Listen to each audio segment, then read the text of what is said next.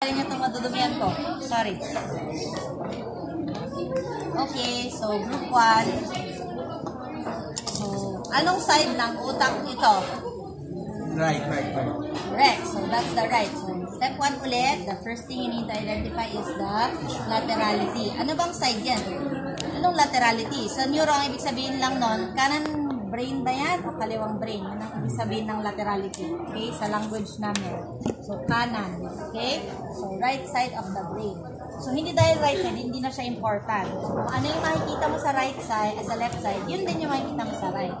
Except, hindi mo pwedeng pangalanan yung mga language area sa right. Kasi, like I said earlier, sa kabilang group, walang Broca's area at Wernicke's area at language area on the right.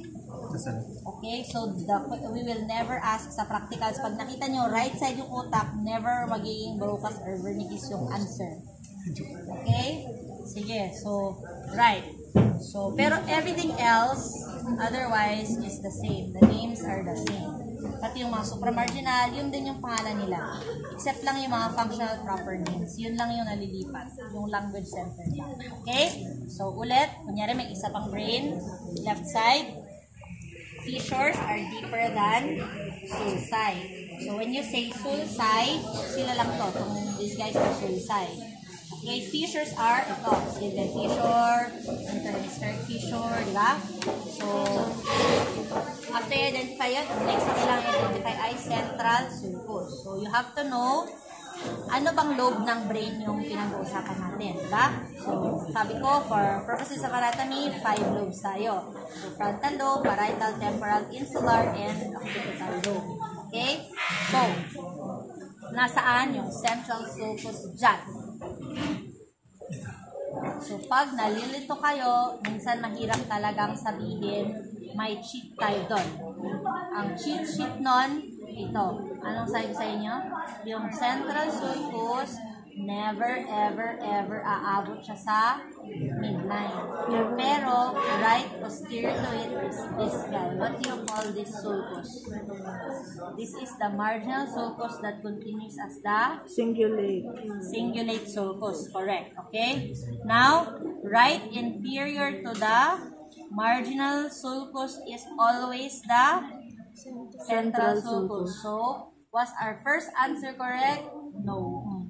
So, ito yung central sulcus ng patient na to. Pero pag tinignan mo nga, parang pwede rin ito, pero hindi. Because of that anatomy, remember, marginal sulcus, laging nasa harapan niya yung central sulcus. So, anterior to the central sulcus, this is entirely frontal lobe. So, yung frontal lobe, siya yung, pag tinignan mo pa lang, siya yung largest part ng brain.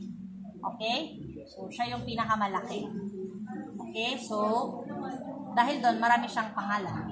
Obviously, diba? So, yung harapan niya, ng central sulcus is the motor strip or the precentral gyrus. And then, nakikita niyo ba to? Nagiging horizontal na yung mga diwa. So, this is this is the superior frontal gyrus, the middle frontal gyrus, and the inferior frontal gyrus. So, hindi siya super strict. Like, tignan mo naman specimen na to. Saan ba talaga yung middle ay yung superior frontal sulcus? So, hindi siya ganun ka like, dahil ito siya. Pero nasan yung inferior frontal sulcus? Hindi ako sure kung ito siya or ito. Pero parang ito. So, minsan mahirap din siyang sabihin dun sa mga specimen. Basta kaya niya lang identify yung mga basic na kailangan natin malaman. Hindi kami maglalabas ng unfair na obviously hindi natin sure kung ano siya. Okay? So, superior, middle, inferior, frontal gyrus. Central sulcus, precentral gyrus, motor strip. Okay? So, how do we separate the frontal lobe and the temporal lobe? The Silvian fissure and the central sulcus. Okay? So, Silvian fissure, frontal lobe, sabi ko, yung left side, ay yung right inferior, yung inferior frontal gyrus, special siya. So, may special name siya. Okay? So, ito, nakikita niyo ba yung depression na to? So, yan kasi yung lalagyan ng eye mo. Kaya natin tinatawag na ito yung mga orbital gyri. Okay? Kasi nandito yung mata. Orbit siya. So, ito itong nasa pinakababa, ito na yung pars orbitalis. Nakikita niyo itong triangular part na to. Ito na yung pars triangularis. And yung mas medial part. Yung pars triangularis, laging nakatulo yung triangle sa cilium fissure. So, hindi siya nakatayo. Inverted siya na triangle all the time. Actually, baka ito nga part pa siya. Or baka ito lang. Not really. Basta this area. Basta nakatulo siya always to the Sylvian fissure. So, after this is the pars opercularis. Like sinabi ko earlier, so narinig nyo, ang ibig sabihin lang ng operculum ay cortina.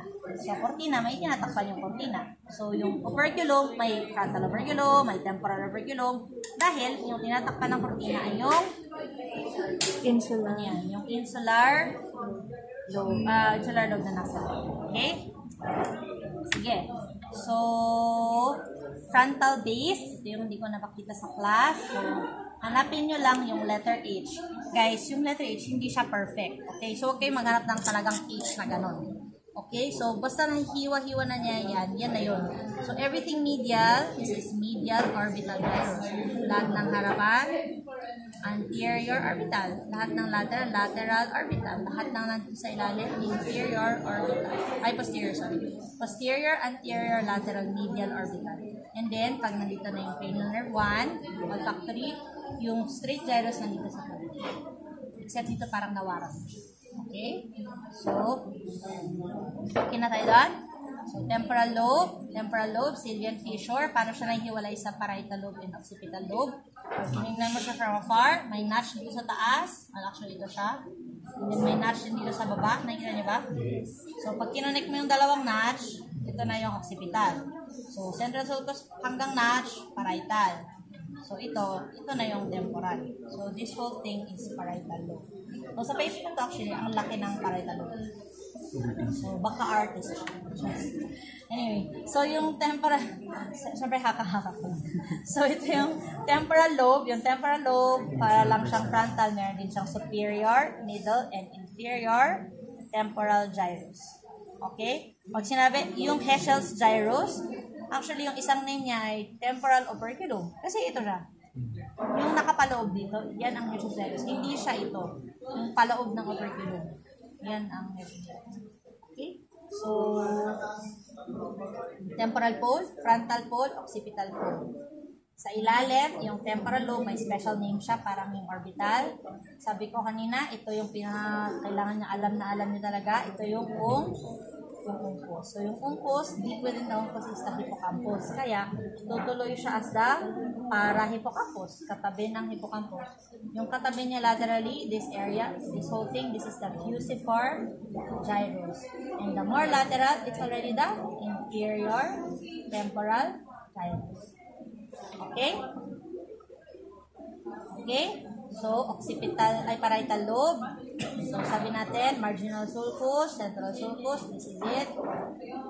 Sa patient na to, weird siya. So, ito yung interparietal sulcus niya. Usually, vertical yung interparietal sulcus. Sa patient na to, parang nakahiga siya pagano. Okay? So, ang important lang doon, ito ang superior parietal lobule, ito ang inferior parietal lobule. Okay? So, after ng Sylvian fissure, nasa taas niya, supra-marginal gyrus. Tapos yung katabi niyang mas mababa, ito yung angular gyrus. So, yung mas mababa at mas likod, yun yung angular. Yung nasa dulo ng Sylvian na nasa taas, yun yung supra-marginal gyrus. Okay? Both of them make the inferior parietal lobule. Superior parietal lobule, ang boundary nila, interparietal sulcus. So, notch, occipital lobe. Occipital lobe from this side, wala siya masyadong pangalan. Wala yung mga pangalan siya, pero hindi siya lalabas sa exam kasi hindi siya important. Okay? So, marginal sulcus. Discuss natin yung iba next time. Gusto ko na ipakita yung occipital lobe, yung pre-occipital notch. Katambas niya yung parieto-occipital sulcus. Okay? Kaya niya dinidivide yung notch, kaya niya dinidivide yung parietal lobe from the occipital lobe. Okay, lagi itong mali, paulit-ulit. So, actually, ito siya. Ito siya. Yung calcarine sulcus, it will always, always, always bisect the interparietal surface. Okay? So, don't forget that. Okay na? Okay, thank you guys. Can you please bunot the next